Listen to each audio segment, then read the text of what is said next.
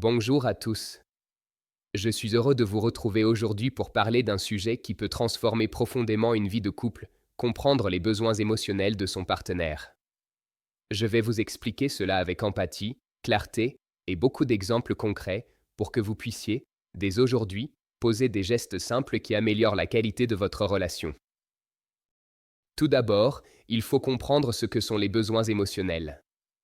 Un besoin émotionnel, c'est ce qui permet à quelqu'un de se sentir en sécurité, aimé, respecté, connecté. On pourrait dire que c'est comme un réservoir intérieur. Quand ce réservoir est plein, on se sent bien, disponible, épanoui dans la relation.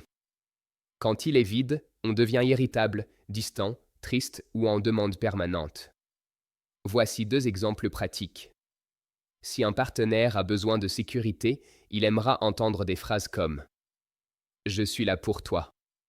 Tu peux compter sur moi. ⁇ Si un partenaire a besoin de reconnaissance, il appréciera qu'on lui dise ⁇ Merci pour ce que tu as fait ce matin, je l'ai remarqué, ça m'a touché. Il est donc important d'écouter les besoins émotionnels de notre partenaire pour pouvoir y répondre. Il sera nécessaire d'être dans une écoute attentive, car ces besoins ne seront pas toujours exprimés de manière explicite. Pourquoi ne comprenons pas toujours les besoins émotionnels de l'autre? Tout simplement parce que l'autre est différent de nous. On pense souvent à tort que l'autre fonctionne comme soi. Les façons d'aimer sont différentes d'une personne à une autre. Il faut donc être attentif à la façon dont notre partenaire a besoin d'être aimé. Aimer l'autre comme on voudrait être aimé n'est pas toujours suffisant. Il faut apprendre à aimer l'autre comme il a besoin d'être aimé. Par exemple, on exprime son amour en offrant des cadeaux, mais l'autre a surtout besoin de passer du temps avec vous. Résultat, on n'est pas en phase. Ou bien, on aide beaucoup, on fait 1000 choses pour lui, mais il attend surtout des mots doux, un je t'aime, un compliment. Il est donc important d'écouter la manière dont notre partenaire a besoin d'être aimé pour s'adapter à la forme d'expression de l'amour qu'il recherche. Mais comment identifier les besoins émotionnels de notre partenaire? Voici quelques techniques concrètes. Pour commencer, il faut écouter les phrases clés. Quand l'autre dit ⁇ Tu ne m'écoutes jamais ⁇ il a peut-être besoin d'attention et de présence. Quand l'autre dit ⁇ Tu ne me dis jamais que tu m'aimes ⁇ il a peut-être besoin d'assurance affective. Quand l'autre dit ⁇ J'ai l'impression de tout faire tout seul ⁇ il a peut-être besoin de soutien, d'équité. Plutôt que de se défendre, on peut reformuler. Ce que j'entends, c'est que tu aurais besoin que je sois plus présent, plus démonstratif, plus impliqué. Ensuite, il faut noter les éléments observés. Qu'est-ce qui rend mon partenaire heureux? Qu'est-ce qui le met en colère? De quoi se plaint-il souvent? Dans quel moment se sent-il le plus connecté à moi? Ce petit exercice donne des indices précieux pour repérer les besoins émotionnels de son partenaire et apporter une réponse adaptée. Voici quelques actions concrètes pour nourrir les besoins émotionnels. Il s'agit de gestes simples à mettre en pratique selon les besoins dominants. Concernant les besoins d'écoute et de validation, vous pouvez instaurer un rituel de parole. Le soir, prenez 10 à 15 minutes pour que chacun parle de sa journée sans être interrompu. Vous pouvez dire régulièrement ⁇ Je comprends que tu aies ressenti ça. Ça devait être difficile. Maintenant, concernant le besoin d'affection. Vous pouvez prendre l'autre dans vos bras, au moins une fois par jour, sans raison. Vous pouvez envoyer un SMS en pleine journée, avec un message du type ⁇ Juste pour te dire que je pense à toi ⁇ Abordons maintenant le besoin de reconnaissance. Vous pouvez remercier pour les petits gestes. Merci d'avoir sorti les poubelles. Merci d'avoir préparé le dîner. Merci d'avoir appelé ma mère. Vous pouvez également féliciter publiquement en disant par exemple « C'est impressionnant comme tu gères les imprévus avec calme ». Concernant le besoin de temps partagé, vous pouvez bloquer 30 minutes par semaine pour vous retrouver en rendez-vous couple, même à la maison. Ce rendez-vous est précieux. C'est votre moment de retrouvailles. Il est non négociable. Vous pouvez faire des choses ensemble, cuisiner, vous promener, jouer, etc. Et tout cela sans téléphone. Abordons maintenant un autre besoin. Le besoin d'autonomie.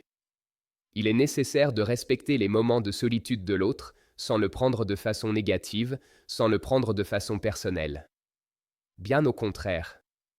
Il vous faut encourager ces projets personnels. C'est super que tu veuilles te lancer dans ce cours. Je te soutiens. Toutes ces actions sont des exemples que vous pouvez reprendre et adapter à votre couple. L'important est d'être attentif à l'expression des besoins émotionnels de votre partenaire et d'y apporter la réponse adaptée. Voici une astuce pour aider à mieux comprendre l'autre au quotidien.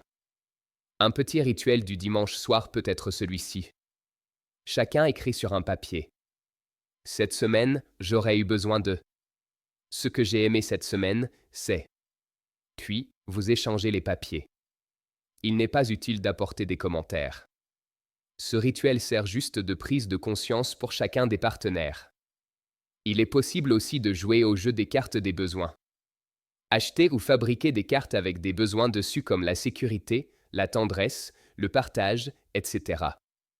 Chacun choisit 3 cartes et exprime ses besoins. En ce moment, j'ai surtout besoin de ça. C'est ludique, profond et très révélateur.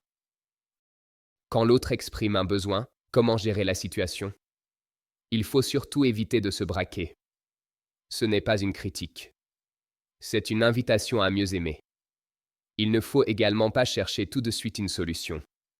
D'abord, vous devez accueillir. Vous pouvez dire, par exemple, « Merci de me dire ça. J'ai envie de comprendre. Dis-m'en plus. » Si vous ne savez pas comment répondre, vous pouvez dire simplement « J'entends ton besoin. J'ai besoin d'y réfléchir pour mieux y répondre. » Le fait de répondre aux besoins émotionnels de son partenaire apporte des changements importants dans le couple. Quand on commence à nourrir les besoins de l'autre, on voit apparaître moins de conflits, davantage de calme, de douceur et de complicité. Un sentiment de sécurité relationnelle. La relation devient un refuge et non un lieu de tension. Avant de terminer mon propos, je vous propose un jeu pour renforcer le lien au sein de votre couple. Il s'agit du jeu du défi de la semaine. Vous devez identifier un besoin émotionnel chez votre partenaire. Puis, chaque jour de la semaine, vous devrez poser un geste concret pour nourrir ce besoin. Par exemple, si c'est un besoin d'écoute, vous devez éteindre la télé pendant 10 à 30 minutes et dire « Je t'écoute. Dis-moi ce que tu ressens. » Si c'est le besoin d'appartenance, vous pouvez dire, par exemple, « On est une équipe. Merci d'être à mes côtés. » Puis observez ce qui se passe dans son regard, dans son attitude. C'est souvent très fort. En conclusion, comprendre les besoins émotionnels de son partenaire, ce n'est pas être parfait. C'est une pratique quotidienne, douce, vivante, attentionnée. C'est dire à l'autre « Je te découvre. Je veux t'aimer dans ta langue. » Et c'est ça, le secret des couples durables. Pas les grandes déclarations. Les petits gestes, mais bien orientés. Si cette vidéo vous a aidé, merci d'apporter un commentaire et partagez-la. Et surtout, prenez soin de vous et de votre couple. À très bientôt.